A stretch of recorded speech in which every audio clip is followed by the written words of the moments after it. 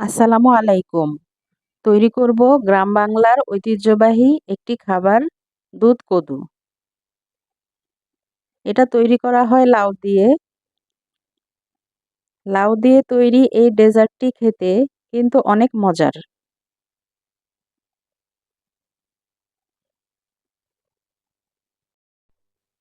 প্রথমে একটি লাউ খুব ভালোভাবে ধুয়ে ছিলে নিতে হবে। খেয়াল রাখতে হবে কোনো সবুজ অংশ যেন না থাকে।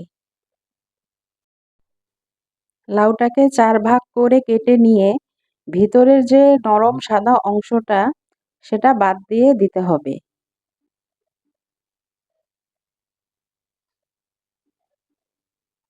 আর খেয়াল রাখতে হবে লাউ যেন কচি হয়।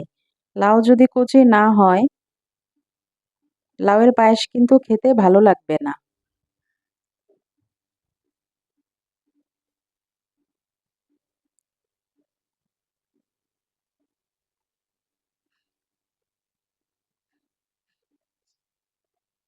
কোনো বিচি যেন না থাকে।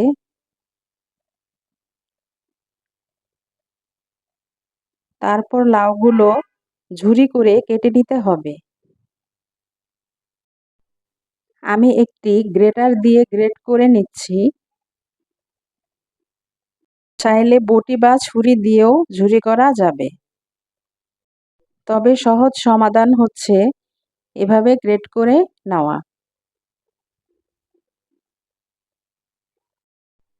এখন লাউগুলো ভাপিয়ে নিতে হবে। একেবারে সরাসরি রান্না করা যাবে না।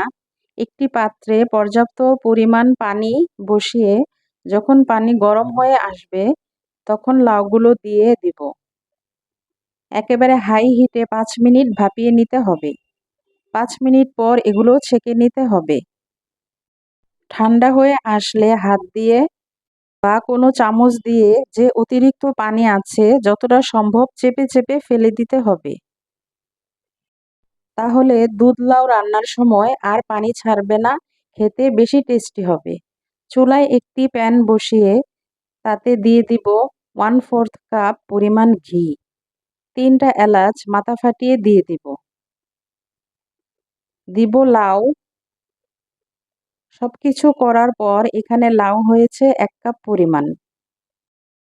চুলার আঁচ লো করে দিয়ে লাউয়ের কাঁচা গন্ধ আর এক্সট্রা পানি যেন না থাকে সেজন্য এগুলো ভেজে নিতে হবে।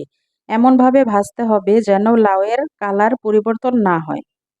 এই পর্যায়ে এসে লাউটাকে সংরক্ষণ করতে পারবেন নরমাল ফ্রিজে ৩ দিন আর ডিপ ফ্রিজে অনেক দিন।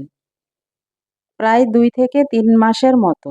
অবশ্যই ঢাকনাযুক্ত কোনো বক্সে রাখতে হবে। এটা যদি রেডি করা থাকে যেকোনো সময় দুধ কদুটা রান্না করা যাবে। আমি ১ লিটার লিকুইড দুধ আগে থেকে জাল করে 1/2 লিটার করে নিয়েছি। দুধ ঘন করা না থাকলে ঘন করে নিতে হবে। এবার ঘন দুধের মধ্যে দিয়ে দিব ভেজে রাখা লাউ। দিব চিনি ১/২ কাপ। এবার নেড়েচেড়ে মিশিয়ে রান্না করব প্রায় ২০ মিনিট। চুলার আঁচ থাকবে মাঝারি। যদিও দুধ ঘন করা আর লাউ সিদ্ধ করা, তারপরেও একটু সময় নিয়ে রান্না করতে হবে। লাউ যেহেতু সবজি তাই সেমাইয়ের মতো দুধটাকে শুকিয়ে ফেলবে না।